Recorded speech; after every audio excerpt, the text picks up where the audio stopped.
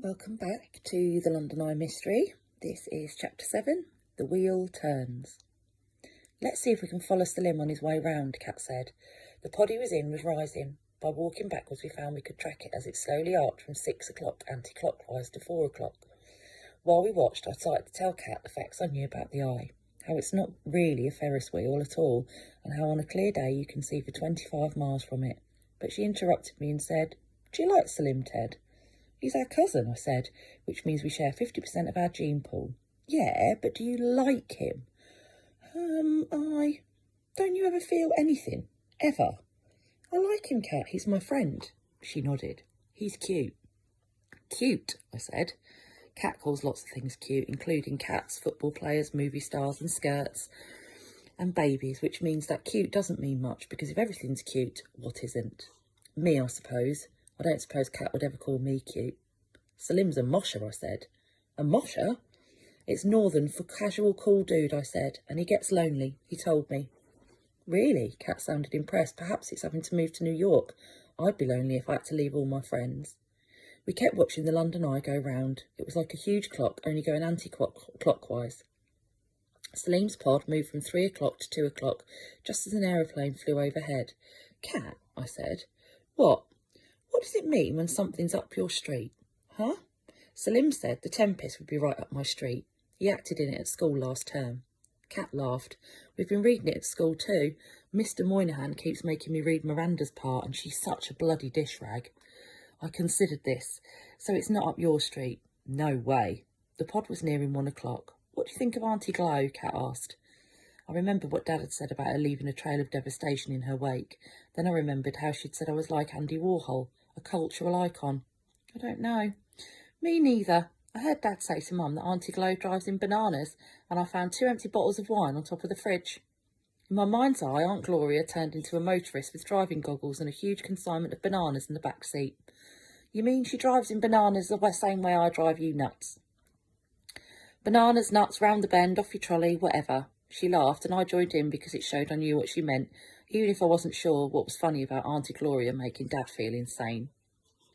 Then Salim's pod got to its highest point, 12 o'clock, and we both said "now" at the same time and laughed again, and this time I meant the laugh.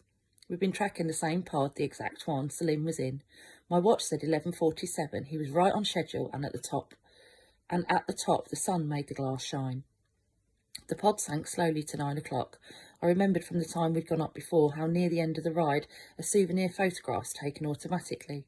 The London Eye managers have affixed a camera into position so that a good shot of everyone is possible against a backdrop of Big Ben. It happened somewhere between 8 and 7 o'clock. I saw the dark figures inside Salim's pod gather to one side, facing out northeast where the camera was. I even made out a flash.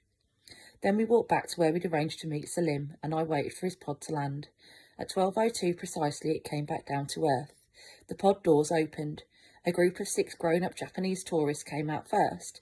Then came a fat man and a woman with their 2 boys, who were also fat, which probably meant they all ate too much convenience food and needed to improve their diet. The girl in the fluffy jacket followed arm in arm with her boyfriend. A big burly man in a raincoat with white hair and a briefcase came out next. He looked like he should have been getting off a commuter train, not the Eye. Then came a thin, tall, blonde lady, holding hands with a grey-haired man who was much shorter than her. Finally, 2 African women in flowing, colourful robes came out, laughing like they'd just been at the fun fair. 4 children of various ages were with them, and they looked very happy. But of Salim, there was no sign. I knew straight away that something was wrong. I said. Kat screwed up her face. "I could have sworn he was in that one with the Japanese." The passengers wandered off in different directions. "He must be in the next one." We waited, but he wasn't. Not the one after, or the one after that. A bad feeling slithered up my esophagus. "Stay here," Kat said, gripping my hand. "Don't move." She dropped my hand and ran off. I didn't like being left on my own in those crowds. I kept blinking and looking around, thinking Salim would rematerialise. Then I started to think I'd lost Kat too. Then I realised I didn't know how to find Mum and Aunt Gloria, which meant I was lost as well. My hand flapped, and I forgot about trying to stop it. Then Kat came back. No sign of Salim. No Kat. "I bought this," she said, "a souvenir photo. I looked at all of them, the ones before and the ones after, but I couldn't find any with Salim in. This is the one with the Japanese and the African ladies." She showed me the photograph and I looked at the faces of strangers smiling and waving at the camera. Various bits of people were chopped off as the pod had been quite full. You could see half a face here, an arm waving there, but nothing that looked remotely like Salim. Salim isn't there, I said. Then I said, Salim has disappeared. Kat groaned. Mum and Auntie Glow are going to be livid. Okay, so we're going to focus on some prediction. What do you think's happened to Salim? How do you think Mum and Aunt Glow are going to react? Do any of the other passengers seem suspicious? Who? Why? Did Salim get on the London Eye? Where do you think he's gone? Can you write a mysterious paragraph? Think about language and mood. Who would disappear or even appear? Why would you choose that character? What about them would be suspicious or mysterious? Happy writing!